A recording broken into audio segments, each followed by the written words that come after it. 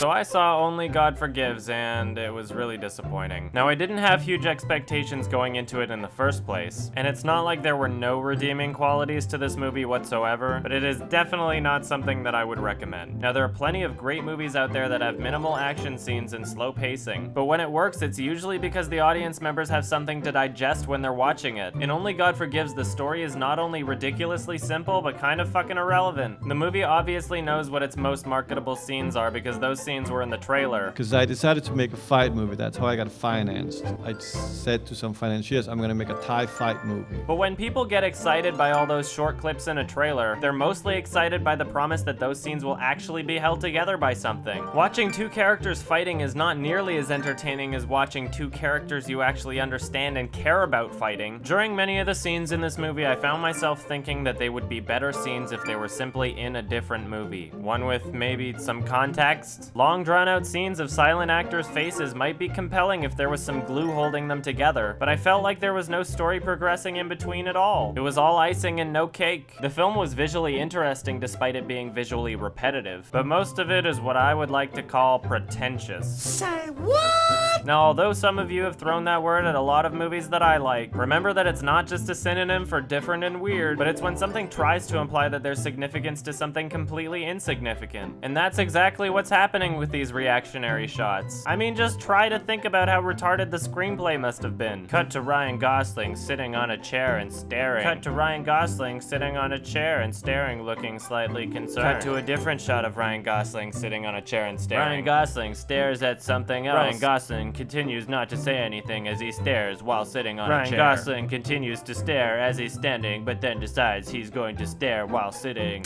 And there were some parts of the movie that just didn't make any fucking sense at all. Wait, why are they fighting now? When did his mom get invited? Why the fuck is she there? Way to interrupt the scene to show that statue. And some fighting. Oh, the statue again. And some fighting some more. Hey, oh, the statue. You couldn't fucking resist winding Refn. That's really significant. I can tell it's significant because you keep cutting back to it. And please don't give me all that shit about the symbolism. I fucking love symbolism. But that doesn't excuse a movie for having no substance. A movie should be so good that you want to be able to find all the subtleties in it. Not only good if you can find all the subtleties in it. Fucking anyone can write this shit. See how it's called Only God Forgives, and these guys look to this guy as their god, and then every single time we show the statue, we're just gonna be right after we show him, because the statue is a symbol of a god, because people idolize them, and it's called Only God Forgives. But the idea of a fight movie image is very much a clenched fist, and which is of course a very a violent act,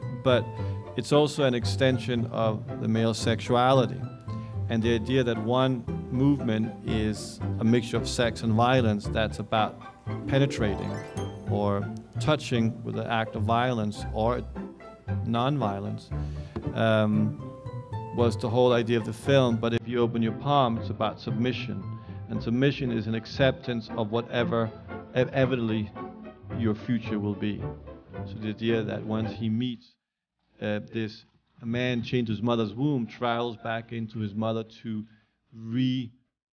kind of reborn again. In order to do that, he needs to have his hands removed, because that's the symbolism of humanity. When characters in the movie die, there's not necessarily anything wrong with the way it's shot, but what's wrong is that it doesn't even fucking matter that they died. It doesn't matter who dies. You could throw in a new character and they could die. It's just gore for the sake of gore. Nothing ultimately affects the story because it's impossible to care about the story. Maybe Refn made the exact movie he wanted to make on a technical level, but something tells me that he thought he was writing a compelling and interesting story that people would actually be able to care about. If you just want to see movies that are different for the sake of being different, then go ahead and watch this movie. But if you're like me and think that although that can really add to a film, that doesn't necessarily make a film, then give this one a fucking pass, because I'm rating it a 5 out of 10. Fucking 2013, who do you think you are? Why can't you be like those other years, you fucking jerk?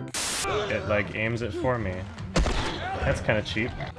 I'll just wait. Quick time. Headshot. Saving ammo like a boss. Yeah, come over here. Oh fuck, you're not the right kind! No, no, no, no, no, no, no, no, no!